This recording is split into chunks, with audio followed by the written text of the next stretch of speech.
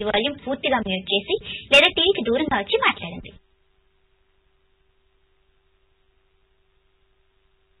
నమస్కారం సిద్ధాంతి గారు. నమస్కారం. గ్రహబలం అమావాస్య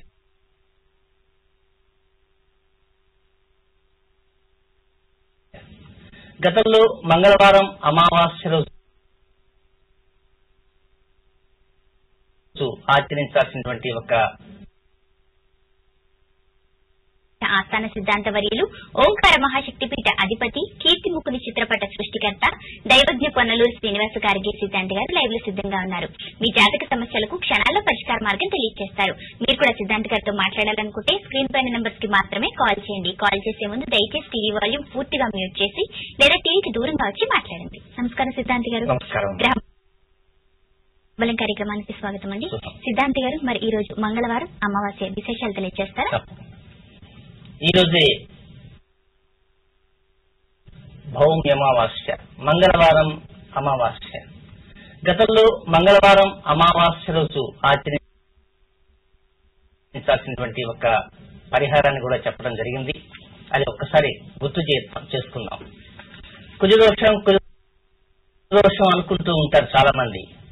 వాస్తవానికి కుజదోషం యొక్క ఫలితాలు ఉన్నా లేకున్నా ఆ భయం మాత్రం చాలా మందిలో వెంటాడుతూ ఉంటుంది. కనుక అలాగా భయపడే వారందరూ కూడా మంగళవారం అమావాస్య వస్తే, మంగళవారం అమావాస్య రోజు రాహుకాలం మధ్యాహ్నం 3 గంటల నుంచి 4 గంటల 30 నిమిషాల వరకు ఉంటుంది. కనుక ఆ సమయంలో సముద్రంలో కాళ్లు తడిసే వరకు మాత్రమే, అంటే ఎంట్రన్స్ లో మాత్రమే ఉండి తిరిగి పిడికెడు ఉప్పుని ఆ సముద్రంలో వేసి చక్కగా నమస్కారం చేసుకోవటం మంగళవారం అమావాస్య నాటి కథ. ఇది దేనికోసము అంటే కుజదోషం ఉందని భయపడుతూ ఉంటారు కొంతమంది. దానివల్ల ప్రభావాలు లేకపోయినప్పటికీ కూడా కొంతమంది భయపడుతుంటారు. అలాంటి వారికి మాత్రమే మంగళవారం అమావాస్య నాడు చేయవలసినటువంటి కథ. ఓకే అండి. కుజదోషం అలాగే వైవాహిక సమస్యల నివారణకు సంబంధించి సిద్ధాంతి గారు చెప్పిన పరిహార మార్గం విన్నారు కదా. సిద్ధాంతి గారు చెప్పిన విధంగా కళ్ళు ఉప్పుని సముద్రంలో కలపండి. అలాగే కలిపినప్పుడు ఎవరైనా తోడు తీసుకుని వెళ్ళండి, ఒంటరిగా మాత్రం వెళ్ళొద్దు. సిద్ధాంతి గారు చెప్పిన విధంగా ఆచరించండి. మీ సమస్యలకు పరిష్కార మార్గం పొందండి. మొదటి కాలర్ సిద్ధంగా ఉన్నారండి. నమస్తే అండి. గ్రహబలం కార్యక్రమానికి స్వాగతం. మీ పేరు? నా పేరు దేవిశ్రీ అండి. ఎక్కడి నుంచి కాల్ చేస్తున్నారు? వైజాగ్. డేట్ ఆఫ్ బర్త్ చెప్పండి. 24/7/89. సమయం 10:30 PM. ఓకే. సమస్య ఏంటండి? నా మ్యారేజ్, జాబ్. ఓకే. అంటే మ్యారేజ్, జాబ్ అంటే వివాహం చేసుకోవాలనుకుంటున్నారా? అంటే మ్యారేజ్ చూస్తున్నారండి ఇయర్, కానీ అది జాబ్ చేయాలా మ్యారేజ్ అదే ఏంలో పెట్టడానికి మైండ్ అర్థం కావట్లేదు. Okay okay. మీకే విధంగా ఇంట్రెస్ట్ ఉంది? జాబ్ చేయాలని అనుకుంటున్నారా? నాకు జాబ్ చేసి మ్యారేజ్ చేసుకోవాలని ఉంది. ఓకే అండి. సిద్ధాంతి గారు చెప్తారు, శ్రద్ధగా వినండి. ఓకే అమ్మా, మీకేమో జాబ్ చేస్తూ తర్వాత సమర్థించాలి, వారి పరంగా ఆలోచిస్తే వారిని సమర్థించాలి. ఎవరిని ఎవరు సమర్థించినప్పటికీ కూడా ముందు జాబ్ కంటే కూడా వివాహం చేసుకుంటే కూడా మంచిదేమోనని నేను కూడా అనుకుంటుంటా. ఒక్కోసారి జాతకాల విషయం కాస్త పక్కన పెడతామమ్మా. ఎందుచేతనంటే కొన్ని ఒక్కోసారి ఆలస్యాలు జరుగుతుంటాయి, వయసు కూడా పెరిగిపోతుంది. శుక్లామ సంవత్సరం ఆషాఢ మాసంలో జన్మించినటువంటి శ్రవణ నక్షత్ర మకర రాశిలో జన్మించినటువంటి జాతకురాలి జన్మరాశికి 12వ స్థానంలో కులి శుక్రుల కలయిక వలన ఇలాంటి ఆలోచనలు మనసులో వచ్చిన కారణంగా అది అలా అలా అలా అలా ఆలస్యం అవుతూ ఉంటుంది. కనుక ఈ రోజే కార్యక్రమం చివరిలో ఒక మంచి పరిహారం చెప్పబోతున్నానమ్మా. ఆ పరిహారం చెప్తాను. ఆ పరిహారం చెప్పిన ప్రకారంగా ఆచరించడానికి ప్రయత్నం చేయండి. మంచి అనుకూల పరిస్థితులు అటు ఉద్యోగ పరంగా, వివాహ పరంగా తప్పకుండా ఈ సంవత్సరం నుంచే ప్రారంభం అవుతాయి. అక్టోబర్ నెల 27వ తేదీ నుంచి. మరొక కాల్ సిద్ధంగా ఉన్నారండి. నమస్తే అండి. మీ పేరు చెప్పండి. నా పేరు మల్లీశ్వర్ అండి. ఎక్కడి నుంచి కాల్ చేస్తున్నారు? నేను ఈసీఎల్ నుంచి చేస్తున్నానండి, Hyderabad. Okay. Date of birth చెప్పండి. 3/2/1977 అండి. ఓకే అండి. సమయం చెప్పండి. తెల్లవారితే 3:30 నుంచి 4:30 అండి. 4 అండి. తెల్లవారితే 4 తెల్లవారితే 4. 3:30 నుంచి 4 చెప్పండి. ఆ బాబు ఇంకా సెట్ అవ్వలేదండి. మా బాబుదండి ఇది. మా బాబు లేదు. MBA చేశాడు కానీ ఏమీ ప్రోగ్రెస్ లేదు. ఏ జాబ్ లో స్థిరపట్టలేదు. ఎక్కడికైనా వెళ్ళినా కానీ నచ్చట్లేదు. చాలా బాధగా ఉందండి. ఓకే అండి మీరు ఏమాత్రం బాధపడకండి. సిద్ధాంత్ గారు చెప్తారు సమస్యకు పరిష్కార మార్గం, శ్రద్ధగా వినండి. మొత్తానికి మీరు చెప్తున్న విషయం అయితే ఆ బాధ ఏమిటి అనేటువంటిది మీ మాటల్లో గోచరమవుతుంది. ఇక మీరిచ్చిన వివరాల ప్రకారం ఒకసారి డేట్ ఆఫ్ బర్త్ ప్రకారం వెళ్తే నరనామ సంవత్సర ఆశ్వీజ మాసంలో జన్మించినటువంటి ధనిష్ట నక్షత్ర జాతకుడు. ఈ నక్షత్రాధిపతి కుజుడు. ఈ కుజుడు అదొక రాహువు, మరొక మూడో వ్యక్తి శుక్రుడు. ఈ 3 గ్రహాలు కలిసి తులారాశిలో చక్కగా కూర్చోన్నారు. వారు ఎలా ఉన్నప్పటికీ కుజ శుక్ర రాహువులు కనుక కుజరాహువులు కలిస్తే ఒక సమస్య, కుజ శుక్రుడు కలిస్తే ఒక సమస్య, శుక్ర రాహువులు కలిస్తే ఒక సమస్య. కనుకమ్మా ఈ రోజు పరిహారం చెప్తాము. దీంతో పాటు శాంతి దీపం వెలిగించడానికి కూడా ప్రయత్నం చేయండి. ఈ రోజు కార్యక్రమంలో చివరిలో చెప్పేటువంటి పరిహారాన్ని కూడా పాటించండి. వెంటనే వివాహం అయిపోతుంది. దిగులు చెందాల్సిన అవసరం లేదు. హ్యాపీగా ముందుకు వెళ్ళవచ్చు. ఓకే అండి. మీకున్నటువంటి ఎటువంటి జాతక సమస్యలకైనా సిద్ధాంత్ గారు క్షణాల పరిష్కార మార్గం తెలియజేస్తారు. మీరు సిద్ధాంత్ గారితో మాట్లాడాలనుకుంటే టీవీ స్క్రీన్ పైన నెంబర్స్ కి మాత్రమే కాల్ చేయండి. అలాగే కాల్ చేసే ముందు దయచేసి టీవీ వాళ్ళని తగ్గించి మాట్లాడండి. మరొక కాల్ సిద్ధంగా ఉన్నారండి. నమస్తే అండి, మీ పేరు చెప్పండి. హలో, మీ పేరు? కల్లూరి కృష్ణమూర్తి. ఎక్కడి నుంచి కాల్ చేస్తున్నారు? హుజరాబాద్ నుంచి. Date of birth? 22/7/68 ఉదయం 5:30 సమస్య ఏంటండి? నేను ఆయిల్ వ్యాపారం చేస్తున్నాండి. ఇప్పుడు రైస్ మిల్ కట్టుకున్నా, మళ్ళీ ఆయిల్ మిల్లు కట్టుకున్నా అని ఆలోచిస్తున్నా మేడం. ఇలా ఓకే, సిద్ధాంత్ గారు చెప్తారు, శ్రద్ధగా వినండి. ముందు రైస్ మిల్ కట్టుకున్నారు, మంచిదే. దీని తర్వాత ఆయిల్ మిల్ కట్టుకుందాం అనుకుంటున్నారు, అది కూడా మంచిదే. కానీ రెండింటినీ పెంచి పోషించే సమర్థత మీకు ఉన్నప్పటికీ కూడా గ్రహాల యొక్క అనుగ్రహం కూడా ఎంతవరకు ఉండాలని కూడా తెలుసుకోవాలనుకోవటం కూడా మంచిదే. కనుక మీరు ఇచ్చిన డేట్ ఆఫ్ బర్త్ ప్రకారంగా 22/7/68 కీలకనామ సంవత్సర ఆషాఢ మాసంలో జన్మించినటువంటి మృగశిర నక్షత్ర జాతకులు. మీరు ముందు చేసినటువంటిది మాత్రం చాలా గొప్ప ఘనకార్యం. ఆ తర్వాత రెండవది మీరు చూసారా, ఆయిల్ మిల్ అనేది అది పూర్తి స్థాయిలో ఉండదు మిత్రమా. కొంతకాలం వెళ్ళిన తర్వాత ఎందుకబ్బా ఈ లైన్ లో వచ్చాను, దీని బదులు మరొక ఊర్లో మరొక రైస్ మిల్ కడితే బాగుంటుందేమోనే అనేటువంటి ఆలోచన కూడా రావచ్చు. కనుక నా సిన్సియర్ అడ్వైజ్ ఏంటంటే, యాజ్ పర్ అస్ట్రాలజికల్ సోర్సెస్, జ్యోతిష్య పరంగా మరొక రైస్ మిల్ కట్టడానికి ప్రయత్నం చేయి. లేకపోతే కందిపప్పు మిల్లులోనే ఉంటుంది కనుక అలాంటి కందిపప్పు మిల్లు అయినా సరే నిర్మించడానికి ప్రయత్నం చేయి. ఆయిల్ మిల్ జోలికి మాత్రం వద్దు మిత్రమా. సిద్ధాంత్ గారు, అలాగే మరి ఈ రోజు చేయాల్సిన పరిహారాన్ని మొన్నటి రాశిఫలాల కార్యక్రమంలో చెప్పారు కదా, మరి వివరాలు చెప్తారా? ఓకే. శనికుజుల సమాగమం. వాస్తవంగా రాశిలోనే కన్యా రాశిలో శని సంచారం చేస్తూ ఉంటాడు. ఆగస్టు 4వ తేదీ ఉదయం 8:45 శని కన్యా రాశి నుంచి తులారాశిలో వెళ్ళిపోతారు. కానీ వీరిద్దరూ కూడా, ఈ 2 గ్రహాలు కూడా ఒక బిందువు వద్ద కలవు. కానీ బిందువు వద్ద కలిసే రోజులు ఆగస్టు 15వ తేదీ ప్రాంతంలో కలుస్తాడు.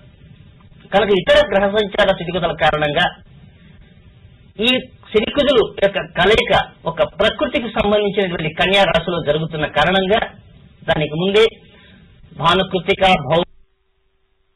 అమావాస్య వచ్చిన సందర్భంగా, ఆనాటి గ్రహ సందర్భంగా ఈనాడు మధ్యాహ్నం 12 గంటల లోపల మొదలు పెట్టమని చెప్పాను పరిహారం. దాని గురించి మరికొద్ది వివరాలు కూడా, అంటే అదే వివరాన్ని మరికొద్ది ఎక్కువగా చెప్పడానికి ప్రయత్నం చేస్తున్నాను. అంటే కొంతమంది విని ఉండకపోవచ్చు. ఒక చిన్న తెలుపు వస్త్రంలో, పాత వస్త్రమే కావచ్చు, కొత్తది అక్కర్లేదు, కొత్తది ఉన్నప్పటికీ కూడా పర్వాలేదు, దానిలో ఒక అరపిడికడు కందులు, అరపిడికడు గోధుమలు 2 కలిపి మూట కట్టి, ఈ రెండింటిని మూట కట్టినటువంటి రెండింటిని ఒక పాత్రలో ఉంచండి. ఆ పాత్రలో ఆ మూట మునిగే వరకు చింతపండు నీరు మనం సాంబార్కి వాడతాం కనుక చిక్కటి ఉండకుండా, గుజ్జుగా ఉండకుండా, మరీ పలుచగా ఉండకుండా, పులుపు ఎక్కువగా ఉండే విధంగా కొత్త చింతపండైనా పాత చింతపండు దాంట్లో నానబెట్టండి. ఎప్పటి వరకు? రేపు మధ్యాహ్నం వరకు నానబెట్టండి. రేపు మధ్యాహ్నం తర్వాత ఆ మూటను పైకి తీయండి. ఆ తర్వాత మూట విప్పండి. గోధుమలను, కందులను ఖాళీ స్థలంలో అట్లా వెదజల్లండి. మొక్కలే పెరుగుతూ ఉంటాయి. ఇంకా వాటి జోలికి మనం వెళ్లాల్సిన అవసరం లేదు. ఆ చింతపండు నీళ్ళు కూడా ఉంటాయి కనుక అవి కూడా పారబోయండి. గుడ్డను మాత్రం వస్త్రాన్ని బాగా ఆరబెట్టండి. ఆరబెట్టిన తర్వాత 2-3 రోజులు చక్కగా ఆరిన తర్వాత వాటిని పలు మడతలు వేసేసి ఒక స్టీలు పళ్ళెం గానీ, ఇత్తడి పళ్ళెం గానీ, రాగి పళ్ళెంలో గానీ పెట్టి కర్పూరం ఉంచి వెలిగించండి. ఆ తర్వాత మసి అయిపోతుంది. ఆ మసలో కొన్ని కొబ్బరి నూనె, ఉంగరపు వేలు లేక చూపుడు వేలు, ఈ 3 వేళ్లతో ఏదో ఒక వేలుతో కంఠానికి మాత్రం అక్కడ తిలకంగా ధరించండి. దీన్ని ఇంట్లో ఒకరు ధరిస్తే చాలు, ఇంటిలో బాధ ధరించాల్సిన అవసరం లేదు. ఇది ఒక్కసారి చేసుకోండి. ఇది ఎంతవరకు అంటే ఆగస్టు నెల 4వ తేదీ వరకు ధరించి, ఈ లోపల అయిపోయిందనుకోండి ఇంకా దిగులు పడాల్సిన అవసరం లేదు. ఉన్నదనుకోండి పెట్టుకుంటూ ఉండండి. ఈ ప్రకారం పెట్టుకున్న వల్ల ఎలాంటి ఫలితాలు కనబడతాయో మీకు తెలుస్తాయి. కాలర్ సిద్ధంగా ఉన్నారండి. నమస్తే అండి, మీ పేరు చెప్పండి. నా పేరు రాధండి. ఎక్కడి నుంచి కాల్ చేస్తున్నారు? నేను ఖమ్మం నుంచి చేస్తున్నా అండి. డేట్ ఆఫ్ బర్త్ చెప్పండి. డేట్ ఆఫ్ బర్త్ 23 చెప్పండి. 8/1993 అండి. సమయం? ఆ సమయం మధ్యాహ్నం 2:30 ఓకే అండి. సమస్య ఏంటండి? సమస్య పాప విద్య, ఉద్యోగము, వివాహము. ఓకే అండి. మీ పాప ఏం చదువుతున్నారు ఇప్పుడు? బీటెక్ సెకండ్ ఇయర్ చేస్తుందండి. ఓకే అండి. సిద్ధాంత్ గారు చెప్తారు. స్వాతి నక్షత్రం చూసుకుంటున్నారా లేక విశాఖ నక్షత్రం చూసుకుంటున్నారా తల్లి? స్వాతి నక్షత్రం అండి. స్వాతి 23/8/93. ఓకే, ఇక వివరాలకు వెళ్దాం. అధిక భాద్రపద మాసంలో జన్మించినటువంటి స్వాతి నక్షత్ర తులారాశిలో జన్మించిన జాతకులు మీరు అడిగినటువంటి అన్ని ప్రశ్నలకు ఒకే ఒక సెకండ్ లో సమాధానం ఏంటంటే విశేషమైన ఫలితాలన్నీ కూడా వచ్చే సంవత్సరం జూన్ నుంచి ప్రారంభం కాబోతున్నవి. వచ్చే సంవత్సరం జూన్ నుంచి ప్రారంభం కాబోతున్నాయి. ఎలాంటి ఫలితాలు? విశేషమైనటువంటి ఫలితాలు. ఇక ప్రేక్షకుల ముఖ్య గమనిక, కుజ శుక్రులకు సంబంధించిన పరిహారం చిట్ట చివరిలో దాదాపు 10 నిమిషాల పాటు ఈ పరిహారాన్ని కొనసాగిస్తాను. అద్భుతమైనటువంటి పరిహారము, విశేషమైనటువంటి పరిహారము. లలితా సహస్రనామ స్తోత్రంలో 67వ శ్లోకం ఉంటుంది. ఈ లోపల సిద్ధం చేసుకోండి. చిట్ట చివరిలో ఒక 10 నిమిషాలు, వీలైనంత వరకు 10 నిమిషాలు సమయం కేటాయించి తెలియజేస్తాను. వారి అమ్మాయి నక్షత్రం ఏదైతే ఉందో వాళ్ళ అమ్మాయి పేరు కూడా అదే పెట్టినట్టున్నారు. కొంతమంది తల్లిదండ్రులు మర్చిపోకుండా ఉండటం కోసం కూడా ఇలా పెడుతూ ఉంటారు అనుకుంటా. మరొక కాల్ సిద్ధంగా ఉన్నారండి. నమస్తే అండి, మీ పేరు చెప్పండి. నమస్తే అండి, మాది విజయనగరం జిల్లా అండి, కుమ్మేశ్వరం. ఓకే అండి. డేట్ ఆఫ్ బర్త్ చెప్పండి. 1964 30/9 ఓకే అండి. సమయం చెప్పండి. సమయం పగలు 11:45. ఉదయం అండి, రాత్ర? పగలండి. ఓకే అండి. సమస్య ఏంటండి? సమస్య బిజినెస్ ఉంటుంది సార్, బట్టి అది ఇప్పుడు బిజినెస్ అయితే అంత కరెక్ట్ గా లేదండి. ఖాళీగా ఉన్నాం, ఇబ్బందిగా ఉంది. బిజినెస్ లేక ఓకే అండి. సిద్ధాంత్ గారు చెప్తారు, శ్రద్ధగా. మాసంలో జన్మించినటువంటి కర్కాటక రాశిలో జన్మించిన పునర్వసు నక్షత్రం 4వ పాదంలో జన్మించినటువంటి జాతకులు ఇక అనుకూల పరిస్థితులన్నీ కూడా రాబోయేటువంటి అర్ధాష్టమి పరోక్షంగా మీకు ఇవ్వటానికి, అందించడానికి సిద్ధం కాబోతుంది. మీరు కూడా సిద్ధంగా ఉండాల్సిన అవసరం ఉంది. మనకి ఈ సంవత్సరం ఆగస్టు 4వ తేదీ ఉదయం 8:48 నుంచి అనుకూల పరిస్థితులు ప్రారంభించడానికి తలుపులు తెరవబోతున్నాయి. గుడి తలుపులు ఏ విధంగా తెరుస్తారో ఆ తిరుమల తిరుపతి దేవస్థానానికి స్వామివారికి ఆ తలుపులు తెరవంగానే భక్తాదులంతా కూడా రెడీగా సిద్ధంగా ఉంటారు. మీరు కూడా ఆ విధంగా సిద్ధంగా ఉండాలి. ఎప్పటి నుంచి? ఆగస్టు 4వ తేదీ ఉదయం 8:48 సిద్ధంగా ఉండండి. మంచి అనుభూతులతో ముందుకు వెళ్ళడానికి అవకాశాలే రాబోతున్నాయండి మీకు. సిద్ధాంత్ గారు, మరి నిన్నటి కార్యక్రమంలో శుక్ర కుజుల కలయిక గురించి సంబంధించి కొన్ని విషయాలు చెప్పారు. అలాగే ఫలితాలు, దుష్ఫలితాలు కూడా చెప్పారు కదా. మరి పరిహారం ఈరోజు చెప్తానన్నారు. అలాగే ప్రేక్షకులు ఆసక్తి ఎదురు చూస్తున్నారు. మన మధ్యలో ఏ కాల్స్ బ్రేక్స్ లేకుండా 10 నిమిషాలు చెప్పుకుందామండి. మీకు ఏ కాల్స్ ఇవ్వను, వివరంగా చెప్తారా? తప్పకుండా. ఇక 67వ శ్లోకం సిద్ధంగా ఉందనుకుంటాను మీ దగ్గర. లలిత సహస్రనామ స్తోత్రంలో. దానికి ముందు ఒక 2 మాటలు చెప్పుకుందాం. కుజుడు శుక్రుడు, ఆ కుజుడు శుక్రుడితో కలిసిన కారణంగానే ఇలాంటి సమస్య అంటూ వస్తుంది. ఆ కుజుడు జాతకాలలో మేషరాశికి అధిపతి మరియు వృశ్చిక రాశికి అధిపతి, మేష వృశ్చికాలకు అధిపతి. సహజంగా జననం నుంచి మరణం దాకా, జన్మించిన దగ్గర నుంచి మరణించిన దాకా, జన్మించిన స్థానాన్ని లగ్న స్థానము అంటాం, మరణించే స్థానాన్ని అష్టమ స్థానం, ఆయుస్థానం అంటాం.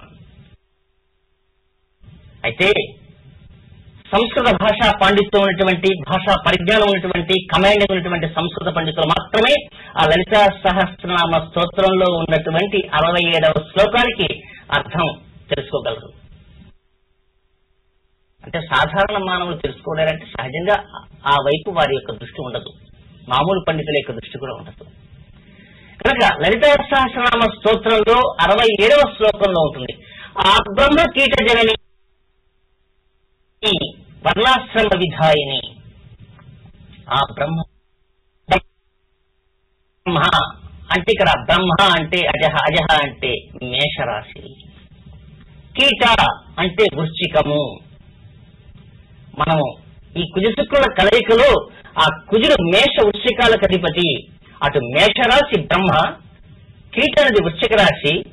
మేష నుంచి వృశ్చికాల వరకు లెక్క వేస్తే మేష, వృషభ, మిథున, కర్కాటక, సింహ, కన్య, తుల, వృశ్చిక 8 రాశులు అయిపోయినాయి. అంటే ఆ మేష నుంచి వృశ్చికం వరకు ఆ జనని ఎవరు? సృష్టికర్త.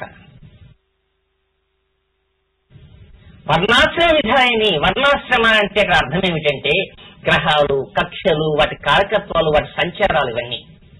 విధాయిని, వాటిని క్రమబద్ధంగా, ప్రణాళికాబద్ధంగా ఈ గ్రహం ఇంత కాలం మాత్రం ఈ రాశిలో తిరగాలి, అవతల పక్క రాశి శని 30 సంవత్సరాలు ఒక రాశి, ఒక భూచక్రం పూర్తి కావాలి.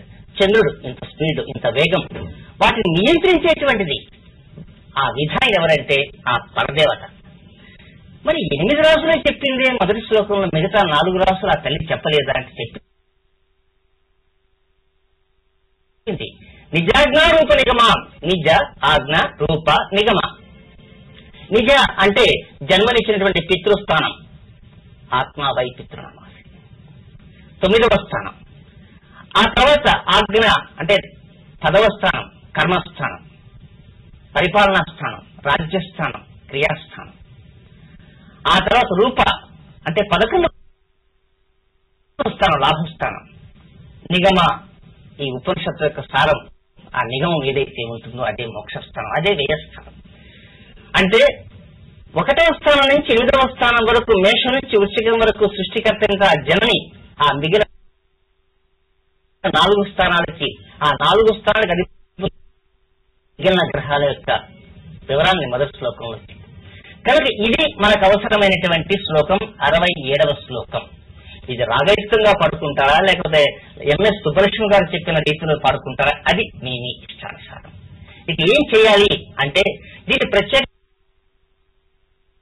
నామాల్లో వెళ్తే మనకు లలితా సహస్రనామావళిలో వెళ్తే 285, 286, 287, 288 4 నామాల్లోనే ఈ మొత్తం శ్లోకం ఉంటుంది. కానీ నామాల కంటే శ్లోకమా, శ్లోకాల కంటే నామమా, అది మీ ఇష్టానుసారం. ఇక ఏం చేయాలి?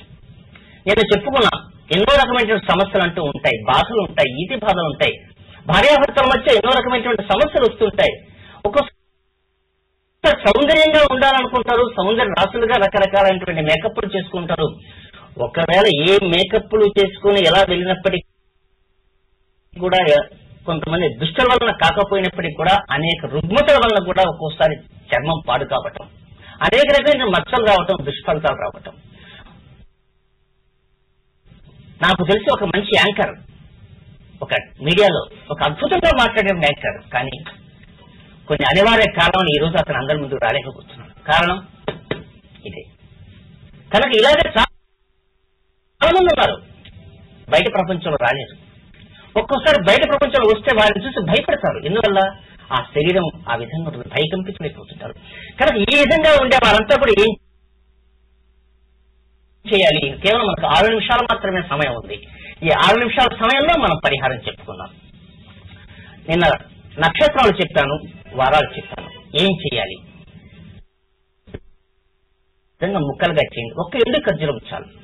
ఆ ముక్కలుగా చేసి ఒక 10 లేక 11 చుక్కలు, తేనె చుక్కలు లైట్ గా ఆ వాటి మీద వేయండి. చిన్న పల్లెల్లో పెట్టుకోండి. ఏ రోజైతే మీకు మీ నక్షత్రం ఉందో ఆ రోజు రాహుకాల సమయం తీసుకోండి. మేము ఆ రోజున ఆఫీసులో ఉంటామండి అంటే నేనేం చేయలేను. ఎట్టైనా సరే ఆఫీస్ అయినా కనీసం కొద్దిసేపు సమయం దీనికి కేటాయించు ప్రయత్నం చేయండి. మీరు ఏ నక్షత్రాలు పుట్టలేదండి, మాకు పుట్టామో లేదో మాకు తెలియదండి, మాకు నక్షత్రమే గుర్తు లేదండి అనుకున్న వారందరూ కూడా ఆదివారాన్ని తీసుకోండి. ఆదివారం సాయంత్రం రాహుకాలం 4:30 నుంచి 6 గంటల వరకు రాహుకాలం ఉంటుంది. కనుక మీరు ఏ కోరిక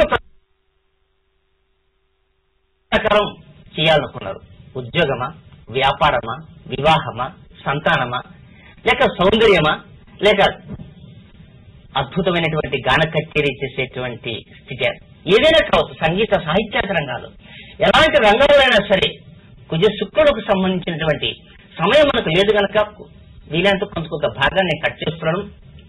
వీలైనంత వరకు చెప్పేటువంటి ఈ క్లిప్పింగ్ అంతా కూడా అతి త్వరలోనే grahbhoomi.blogspot.com కూడా పెట్టి మరికొంత సమాచారం కూడా కింద రాయడానికి ప్రయత్నం చేస్తున్నాను, కోట్లాది అభిమానుల కోసం.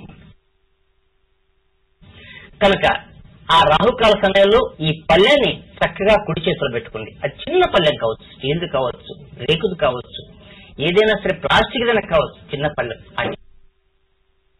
చేతిలో పెట్టుకోండి. ఆ పెట్టిన పళ్ళు మీద మళ్ళా 2వ చేయ పెట్టండి. ఇప్పుడు లలితా సహస్రం శ్లోకాన్ని ముందు బట్టి కొట్టేసింది బాగా. 67వ శ్లోకాన్ని లేక నామాల కంటే కూడా శ్లోకం మీదకి వెళ్ళండి. ఆ శ్లోకం 67వ శ్లోకంగా చదవాలి 27 సార్లు, 27 టైమ్స్. ఈ 27 టైమ్స్ లో చిత్తము ఇక్కడే ఉండాలి. చిత్తం శివుడి మీద, భక్తి చెప్పుల మీద ఉండకూడదు. కనుక చిత్తము భక్తి 2 కూడా ఆ లలితా సహస్రనామ స్తోత్రం 67వ శ్లోకం మీద ఉండాలి. ఆ విధంగా 27 సార్లు చేయండి. 27 సార్లు చేసిన తర్వాత ఏం చేయాలి? తీయండి. ఆ లోపల ఉంటాయి కదా ఖర్జూరపు ముక్కలు, ఆ ఖర్జూరపు ముక్కలు తేనెలు వీలైనంత వరకు సూర్యోదయం కాగానే ముక్కలు తరిగి పైన తేనె వేస్తే కొంత తేనెలు నానడానికి అవకాశం ఉంటుంది. అయితే సోమవారం చేసేటువంటి వారికి ఎక్కువ సమయం ఉండదు, ఆదివారం చేసే వారికి అయితే ఎక్కువ సమయం నానుతుంది. కనుక వాటిని అలాగే తీసుకుని చక్కగా తినేసేయండి. మరి ఒకరు చేసింది 2వ వారికి పనికిరాదు, ఒకరి బదులు ఒకరు చేస్తే పనికిరాదు, ఎవరికి వారు మాత్రమే చేసుకోవాలి. మరి నక్షత్రాలు కొంతమంది గుర్తు ఉండవచ్చు, ఉండకపోవచ్చు. అలాంటి వారందరూ కూడా ఆదివారాన్ని ప్రిఫర్ చేయండి. మరి ఆ నక్షత్రం నేను కార్యక్రమం చెప్పాను, మరొక్కసారి చెప్పడానికి ప్రయత్నం చేస్తాను. కృతిక, ఉత్తరాషాఢ, పునర్వసు, విశాఖ, పూర్వభద్ర నక్షత్రాల్లో జన్మించిన వారు ఆదివారం సాయంత్రం రాహుకాలం 4:30 to 6 గంటల వరకు. ఆశ్లేష, జ్యేష్ఠ, రేవతి, భరణి, పుబ్బ, పూర్వాషాఢ, పుష్యమి, అనురాధ, ఉత్తరభద్ర నక్షత్ర జాతకులు శుక్రవారం ఉదయం 10:30 నుంచి 12 గంటల వరకు ఉన్నటువంటి రాహుకాల సమయంలో. ఇక అశ్వని, మఖ, మూల, ఆరుద్ర, స్వాతి, శతభిష నక్షత్రాల్లో జన్మించినటువంటి వారు బుధవారం మధ్యాహ్నం 12 గంటల నుంచి 1:30 రాహుకాలం సమయంలో ఆచరించాలి. ఇక రోహిణి పాటిస్తుండండి. ఉద్యోగం, వ్యాపారం కావాల్సిన ఎంతకాలం పాటిస్తుండండి. వివాహానికి కావాల్సిన వారు ఒక 40 వారాలు పాటించండి. ఇప్పటి నుంచి మొదలు పెట్టండి, విశేషమైన ఫలితాలు వస్తాయి, ఆశ్చర్యపోతారు మీరు. లలితా సహస్రనామ స్తోత్రంలో ఒక్కొక్క శ్లోకాన్ని చూస్తే ఒక ఆనిముత్యం, మహాముత్యం. దాని యొక్క అర్థ తాత్పర్యాలు తీస్తే పూర్తి జ్యోతిష్ శాస్త్రం అంతా లలితా సహస్రనామ స్తోత్రం ఉంది. కలిసి పూజలు ఆచరించేటువంటి వారు ఇంకా రాబోయే వారంలో డేట్స్ తెలియజేయబోతున్నాను. ఆ కలిసి పూజలు కూడా ఈ లలితా సహస్రనామ స్తోత్రం ఏ విధంగా ఉపయోగపడుతుంటే ఆచరించినటువంటి వారందరికీ తెలుస్తుంది. కనుక రేపటి కార్యక్రమంలో మనం కీర్తి ముక్కులకు సంబంధించినటువంటి చిన్న పరిహారంతో పాటు మరికొన్ని పరిహారాలు కూడా రేపటి రోజు తెలుసుకోబోతున్నాం. ఈ శుక్ర కుజ కు సంబంధించిన పరిహారం ఈ రోజుతో ముగించబోతున్నాను. శ్లోకం సంఖ్య 67 67. కనుక ఎన్నిసార్లు చదవాలి? 27 సార్లు చదవాలి. ఏ నక్షత్రం గుర్తులేని వారు ఆదివారం నాడు రాహుకాలం. ఎలాంటి ఉపవాసాలు లేవు, తలంట్లు లేవు, నియమాలు లేవు, నిష్ఠలు లేవు, ఏమీ లేవు. చక్కగా చేయండి. ఒక్క జాతా శౌచం, మృతా శౌచం ఇలాంటివి వస్తే మాత్రం చేయకండి. ఆ విధంగా చేయండి. మీ సంతానానికి విశేషమైన ఫలితాలను అందించడానికి ప్రయత్నం చేయండి. సిద్ధాంత్ గారు, ఈ రోజు కార్యక్రమంలో ప్రేక్షకుల జాతక సమస్యలకు పరిష్కార మార్గాలతో పాటు శుక్ర పూజల వల్ల కలిగే జరిగే వల్ల ఫలితాల వల్ల వచ్చే సమస్యలకు పరిహార మార్గం సవివరంగా తెలియజేశారండి. ధన్యవాదాలు. ఈనాటి గ్రహ కార్యక్రమంలో మీ జాతక సమస్యలకు పరిష్కార మార్గాలతో పాటు ఎన్నో వివరాలు తెలుసుకున్నారు కదా. అలాగే శుక్రకుజుల కలయిక వల్ల జరిగే ఫలితాలు, దుష్ఫలితాలకు సంబంధించిన పరిహార మార్గం కూడా తెలుసుకున్నారు కదా. అలాగే సిద్ధాంత్ గారు ఈ విధంగా పరిహారాల పరంపర కొనసాగించబోతున్నారు. రేపటి కార్యక్రమంలో మరిన్ని వివరాలు తెలియజేయబోతున్నారు. ఇది ఈనాటి గ్రహబలం కార్యక్రమం. రేపటి గ్రహబలం కార్యక్రమంలో మళ్ళీ కలుద్దాం. అంతవరకు సెలవు. నమస్కారం.